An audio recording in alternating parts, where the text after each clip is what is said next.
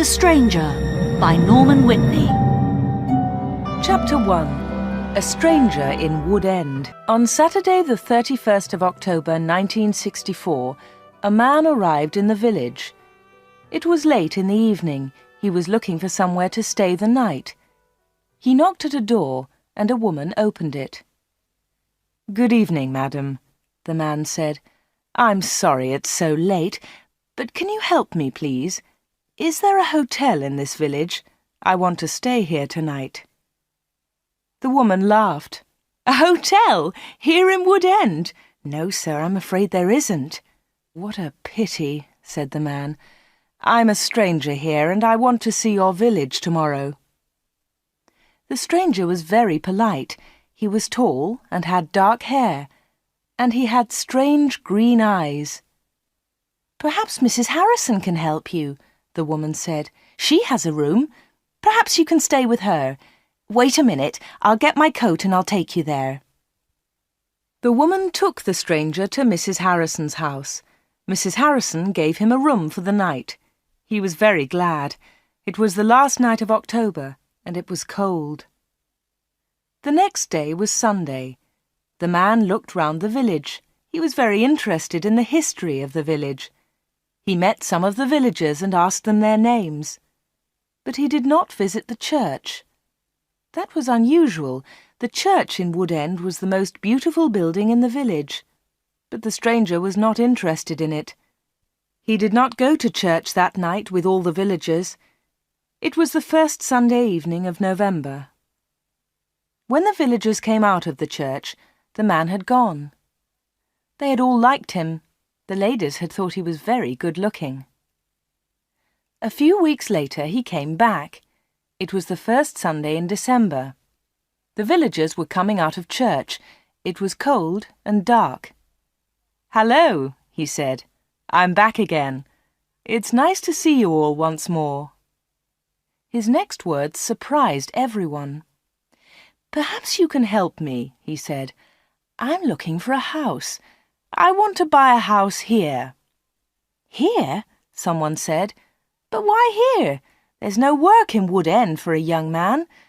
All the young people leave the village. They find work in Whitney, the nearest town." "I'll get a job somewhere," the stranger said. "Perhaps in Lydney." Then one of the villagers told him about old Mr. Smith's house. Mr. Smith had died in the summer. His house was empty. It was for sale. The house was on the corner of Main Street and Church Lane. "I'll ask about the house tomorrow," said the young man. "Perhaps I'll be lucky. Goodbye. I'll see you soon." The villagers watched him leave. They all saw his car. It was very big and luxurious. He looked rich. A few days later, Mr. Smith's house was sold, and in the middle of December the young stranger arrived. He moved into the house and worked very hard. He fixed the roof, he repaired broken windows, he painted and decorated, he changed the whole house. But there was a big surprise for the villagers. On the morning of Monday the 21st of December, they saw a big sign on the front of the house, and on the sign were these words: "The Corner Shop, Proprietor Dave Slatin." Chapter 2. The Village Meeting. The villagers could not believe it. A shop in Wood End. Everybody talked about it. There was once a shop in Wood End, but it had closed 20 years ago. Some people wanted the shop, but others did not. The villagers met in the evening in the village hall. Everybody was there. Everybody was interested in the new shop. "The corner shop is a good idea," someone said. "We need a village shop. We won't need to go to Lydney." Then Mrs. Harrison spoke. She liked the stranger, Dave Slatin. "I agree," she said. "A village shop is a good idea. It's too quiet here. Wood End needs a shop." "Nonsense," said Miss Brown. She was the village school teacher. "Lydney is not far away. There are lots of shops there." Soon everybody was shouting. Then Mr. Hart spoke. He was a very big man with a loud voice. "Listen, everybody," he shouted.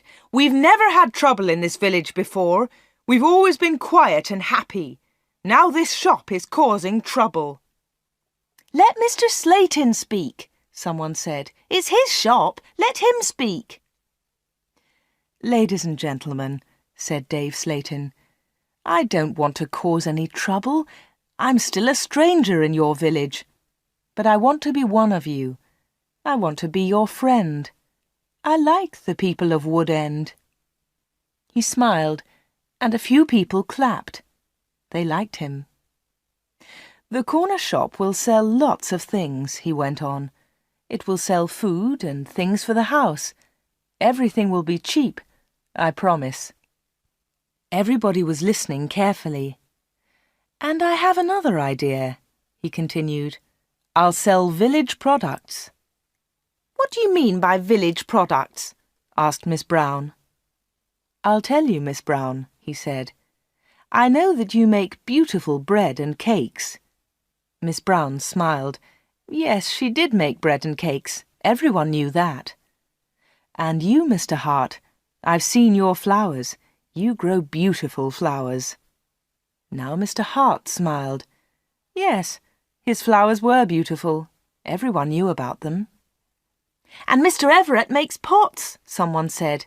"And Mrs. Davis makes dolls," said another voice. "And I do paintings of the village," said old Miss Lucy Gray. "Yes," said Dave, "you can all do something. You villagers are clever. You make lots of things. We can sell them to the tourists. In the summer, Wood End can make a lot of money." "But what about the money?" said Mr. Hart. "How will you pay us?" "That's a good question," said Dave. "And here's the answer. You'll bring your things to me, and I'll sell them for you. I'll keep some of the profit. You'll have the rest." "What a good idea," said Miss Brown.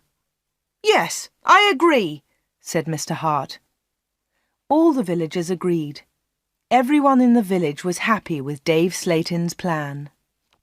The corner shop opened on Monday the 4th of January 1965. Soon the shop was busy, and Dave needed an assistant.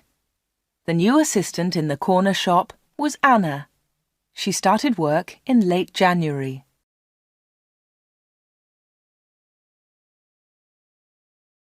Chapter 3. The Corner Shop. Dave Slayton kept his promises. Things at the shop were good and cheap.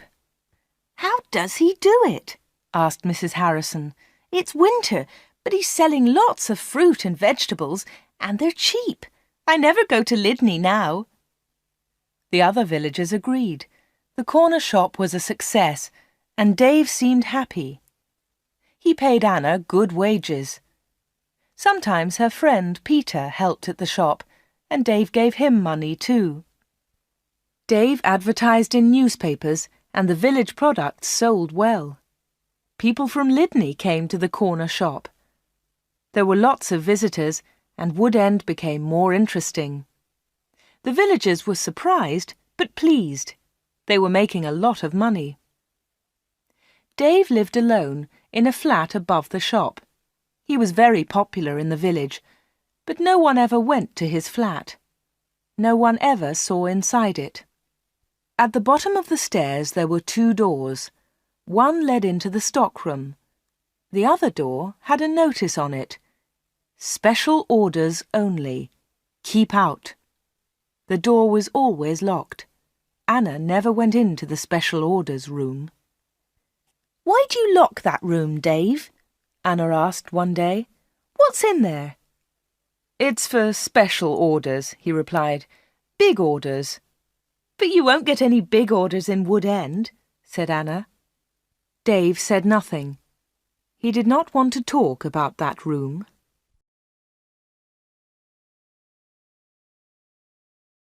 Chapter 4.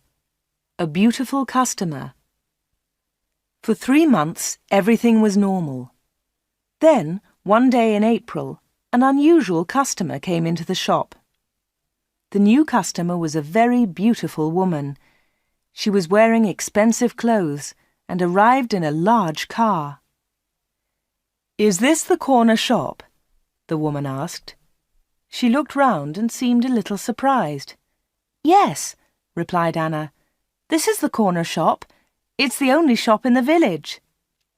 "I'm looking for Mr. Slayton, the owner of the shop," said the woman. "I think he's upstairs," said Anna. "I'll go and get him. Does he know your name?" "Yes, I think so," was the reply. "Tell him—" The woman stopped. "Tell him Miss Gordon is here, Miss Greta Gordon." Anna was amazed. "Are you Greta Gordon, the film star?" "Yes, that's right." The woman smiled, but she was nervous. "Wait a minute," said Anna. "I'll tell Mr. Slayton that you're here." Anna ran to the bottom of the stairs and called, "Dave! Dave! There's someone to see you!" "Who is it?" asked Dave from upstairs. "Miss Greta Gordon!" shouted Anna. "It's Greta Gordon, the film star!" "I'm coming," he said, and he came down immediately. "I'm pleased to meet you, Miss Gordon," he said. "Good morning," said Greta Gordon. She and Dave shook hands. She had beautiful hands, and she was wearing beautiful diamond rings. Anna had never seen so many diamonds before. Miss Gordon looked round. "Is this where you work, Mr. Slayton?" she asked. Once again she seemed nervous. "Yes," said Dave. "It's a small place, but it's big enough for me. Please follow me, Miss Gordon." Anna was surprised. Dave and Greta Gordon did not know each other. He did not call her Greta, and she did not call him Dave. He seemed to be in a hurry, and she seemed to be frightened. Anna watched them. Dave and Greta Gordon went to the back of the shop and into the special orders room. Greta Gordon was a special order customer. Anna thought that was very strange. She wanted to tell someone about Greta Gordon. Anna loved films. She wanted to tell Peter about the film star, but she had to stay in the shop. 10 minutes later, Greta Gordon came out of the special orders room. Dave went straight upstairs, and Greta Gordon came to the front of the shop. The film star looked terrible. She was pale. She was crying. Her eyes were red with tears. "What's wrong?" asked Anna. "Can I help you, Miss Gordon?" "No, thanks. I'm all right," said Greta Gordon. "Do you want to sit down?" said Anna. She got a chair, and the film star sat down. "Shall I get the doctor?" said Anna. "No, no," said Greta. "Please tell no one about my visit here. Please tell no one." Anna was disappointed. She wanted to tell everyone about Greta Gordon. She wanted to tell everyone about her famous customer. "I want to give you something," said Greta Gordon. "Here's a photograph of me. I'll sign it." She signed the photograph and gave it to Anna. "Please keep this," said Greta, "and please keep our secret. Please don't tell anyone." "All right," said Anna. "I promise." The film star kissed Anna. She held Anna's hands. What a beautiful woman, thought Anna, and what beautiful hands. Then Anna noticed something. The diamond rings were gone.